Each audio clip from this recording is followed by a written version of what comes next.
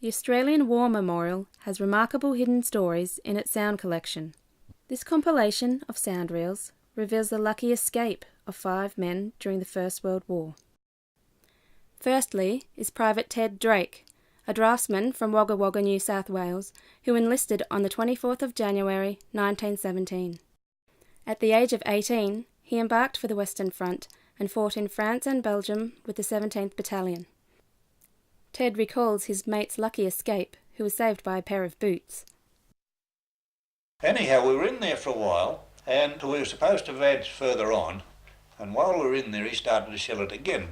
So we all went down on our tummies and started to crawl across behind what's left of the buildings there. And there was one bloke just in front of me, and he's going along. We all had our packs at our back. And all of a sudden I heard a thud. I went in, not a move out of him. So I fished around and felt his pulse. It was going. He was unconscious. And directly he started, and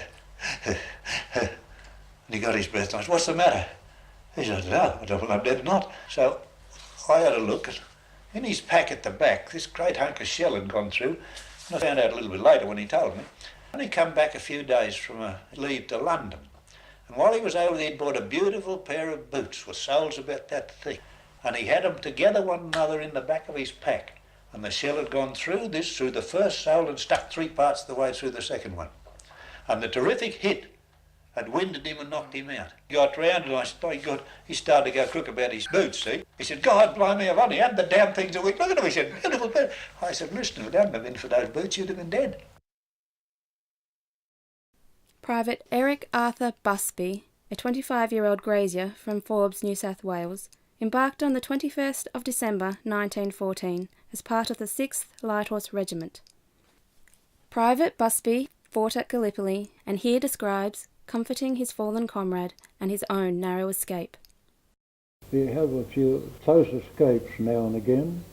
I was in the trenches in Gallipoli with one other man, just the two of us in the trench, and he said to me, "You know, if you're careful you can live a long time at this game, but you've got to be careful."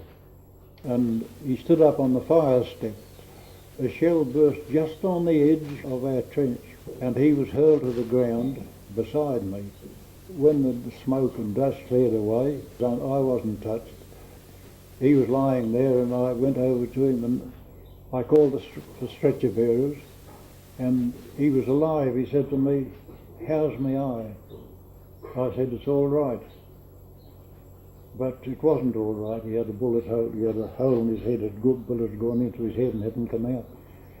And he said, "You sure my eye's all right?" Well, I said, "Yes, your eye's all right, but you got a hit in the shoulder." I said, "You'll be all right." Well, the stretcher bearers came and took him away, and he was dead before they reached the water.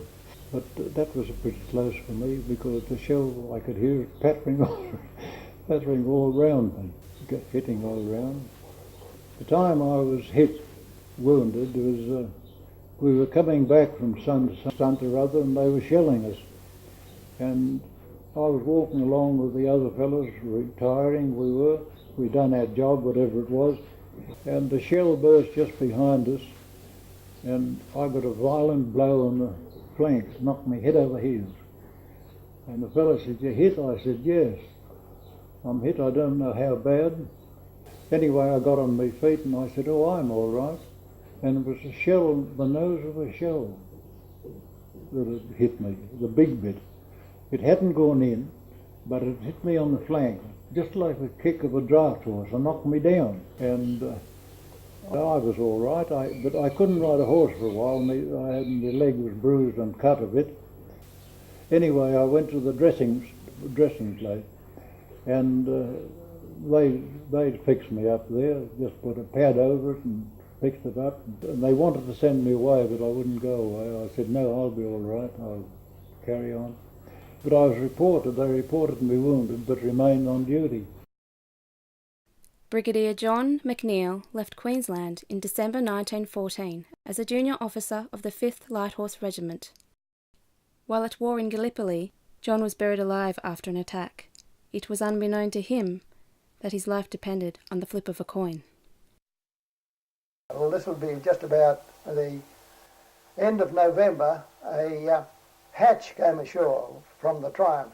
It was a piece of oak wood about 4 by 4 and 4 to 6 inches thick.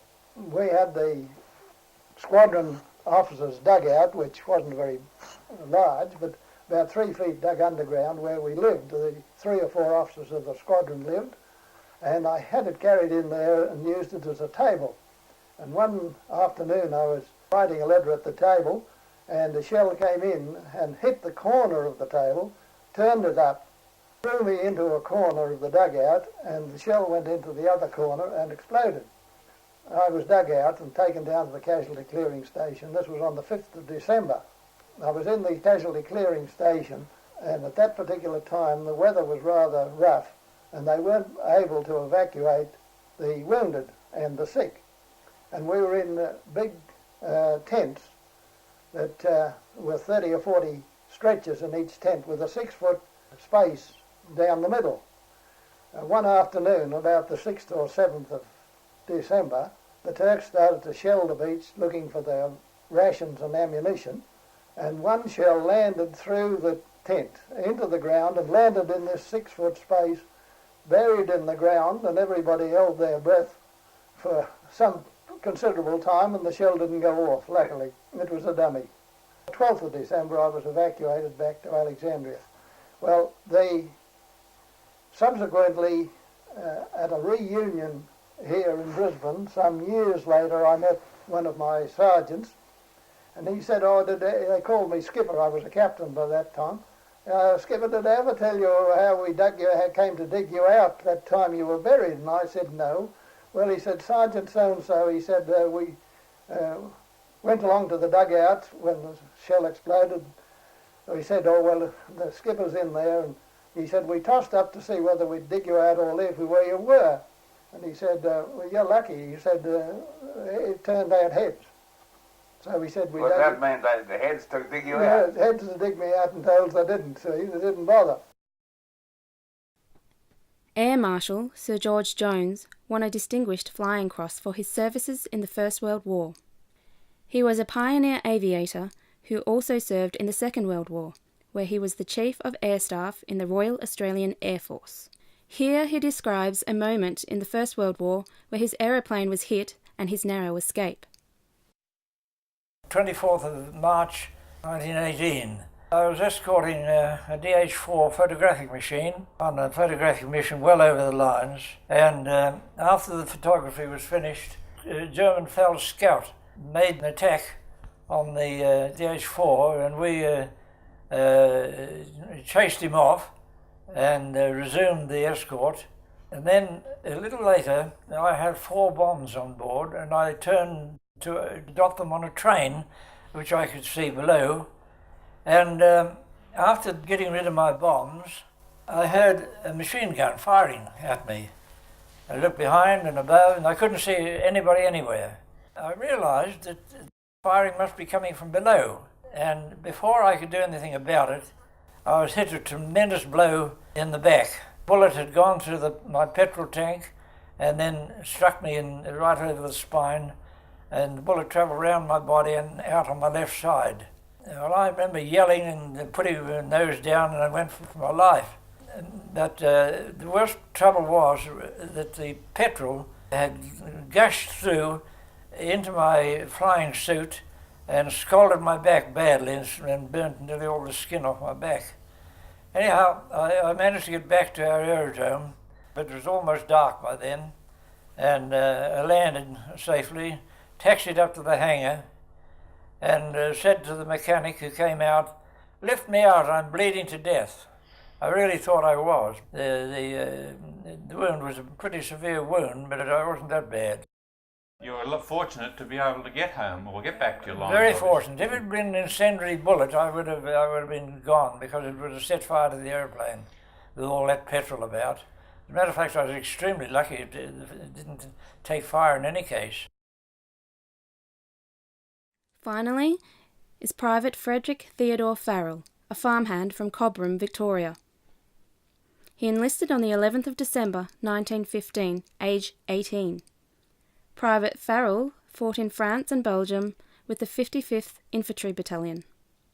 Under heavy shelling, Private Farrell lost his rifle and his senses. When he discovered he was wounded, he thought himself to be lucky. And George Peters, our sergeant, was looking for a runner to join Panton.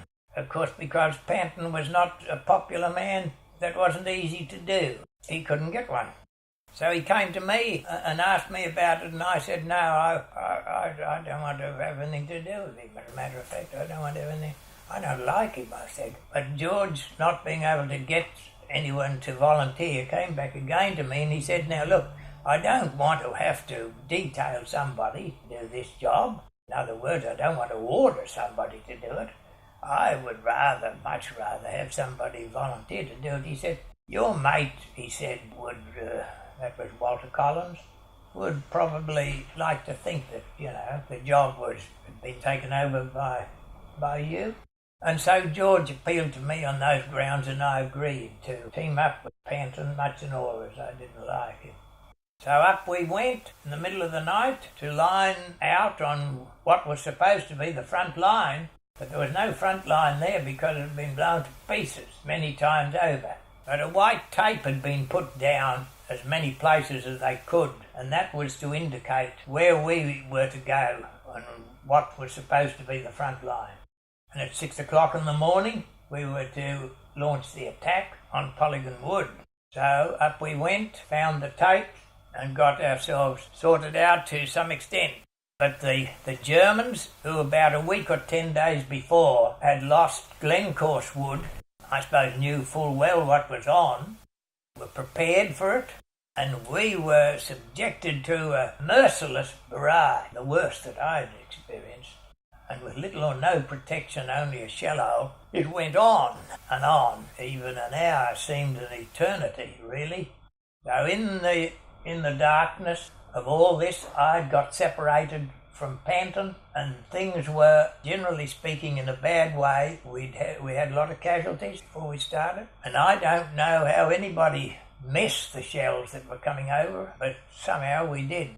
By the time the signal was given for the attack to be made, and the signal was that while the Germans were shelling us heavily, our artillery was almost silent. Not quite, but near enough. But the signal for the attack was to be given by the artillery, who would open up a full blast on the German. And when that happened, we knew that this was the time to cross no man's land. And that's what happened.